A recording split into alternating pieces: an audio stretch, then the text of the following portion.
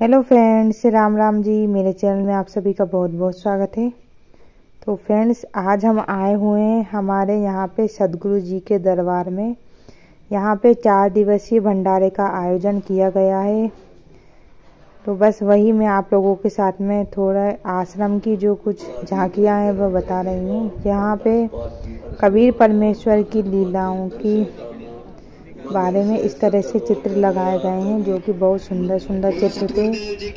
और राज्य के भिन्न भिन्न जगह से लोग यहाँ पे आए हुए थे देखने के लिए। वैसे फ्रेंड्स, मैं जब घर से निकली थी ना, तो मैंने सोचा नहीं था मैं ब्लॉग शूट करूँगी, क्योंकि हमारा बिट्टू जो है अभी छोटा है ना, तो कभी बाहर का ब्लॉग शूट कर पाती हूँ, कभी नहीं कर पाती हूँ। लेकिन आश्रम पे मुझे ये सब झांकियाँ इतनी अच्छी लगी, तो मैंने सोचा क्यों ना आप लोगों के साथ में शेयर की जाए। तो बस यही सब वीडियो मैंने थोड़ी यहाँ पे बना ली है। यहाँ पे देखिए कबीर परमेश्वर जी जो हैं अपने शिष्यों के साथ में सत्संग करते हुए दिखाई दे रहे हैं। और इससे पहली वाली फ़ोटो में आप लोगों ने देखा था कबीर परमेश्वर जी ने किस तरह से एक मुर्दे को जिंदा किया था।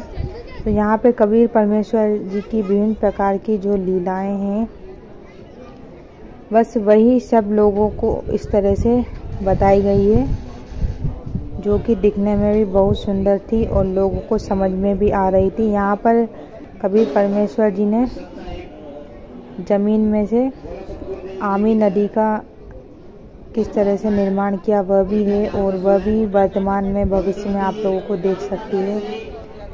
कबीर परमेश्वर जी की शिक्षाएं जो थी वह आपस में यही थी कि किसी भी धर्म के लोग हो, सबको आपस में मिलकर ही रहना चाहिए, क्योंकि सब लोग भगवान की प्राप्ति के लिए ही भक्ति करते हैं। बस यही कबीर परमेश्वर जी ने सबको इस झांकी में संदेश दिया है।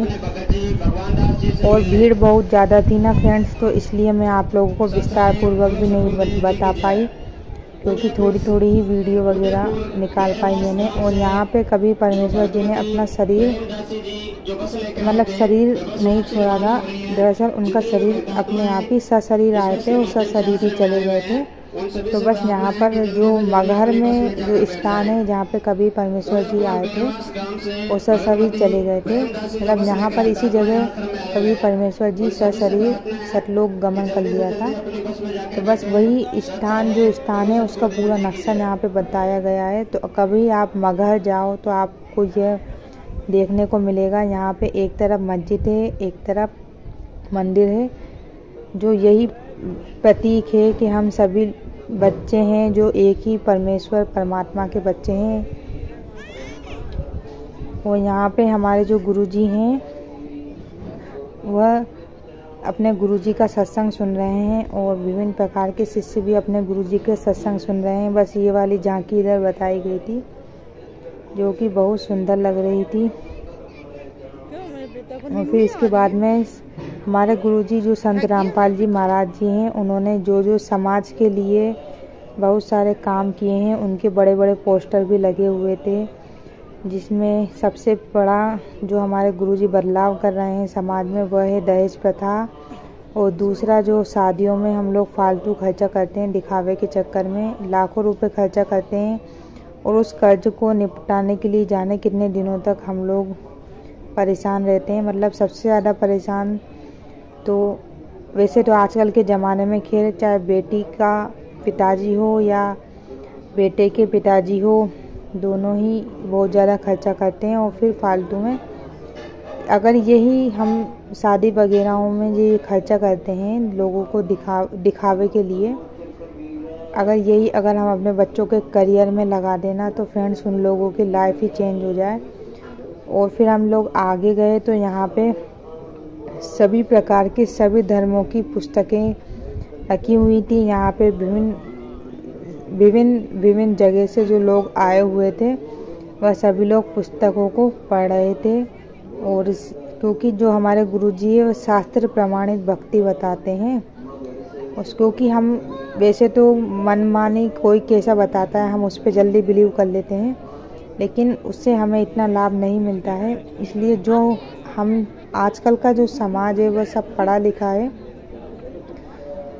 और आप स्वयं देख सकते हैं हमारे जो सदग्रंथों में वह क्या लिखा हुआ है, वह सब हम लोग देख सकते हैं।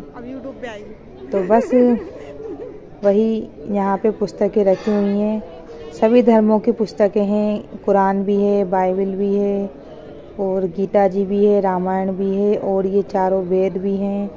सब तरह की पुस्तकें हैं, गरुड़ पुराण भी है, विष्णु पुराण भी है, शिव पुराण भी है। टोटल सभी प्रकार की पुस्तकें यहाँ पे रखी हुई हैं, आप देख सकते हैं फ्रेंड्स। इसमें आप मतलब प्रूफ के सहित देख सकते हैं, क्योंकि बहुत सारे हमारे जो समाज है वह भक्ति से ज़्यादा तो अंधविश्वास को ज़्यादा फॉलो करता है और मैं भी अंधविश्वास में बिल्कुल बिलीव नहीं करती हूँ। और जैसे कि किसी ने कुछ बता दिया है, टोना टोटका जादू अंधविश्वास ये सब फालतू की चीज़ें हैं।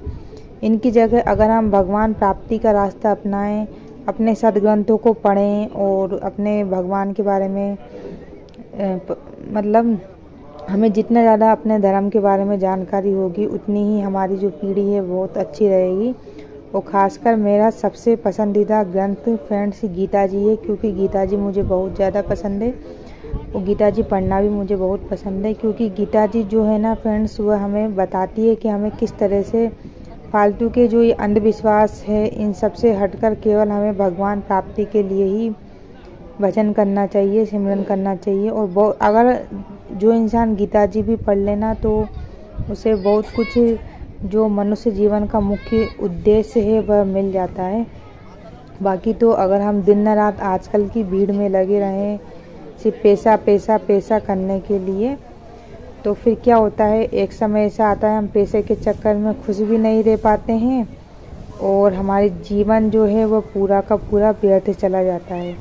और देखिए फ्रेंड्स, यहाँ पे कितने अच्छे तरह से फव्वारे वगैरह लगाए हुए हैं और गुरु जी का बहुत बड़ा पोस्टर लगा हुआ था। और फिर हम लोग चले गए थे यहाँ पे पंडाल में। यहाँ पे गुरु जी का प्रणाम स्थल है और बहुत सारे भगत लोग जो हैं हलवा का प्रसाद बांट रहे थे। तो फिर हम लोगों ने भंडारा किया, तो वह सब मैं आप लोगों के साथ में शूट नहीं कर पाई।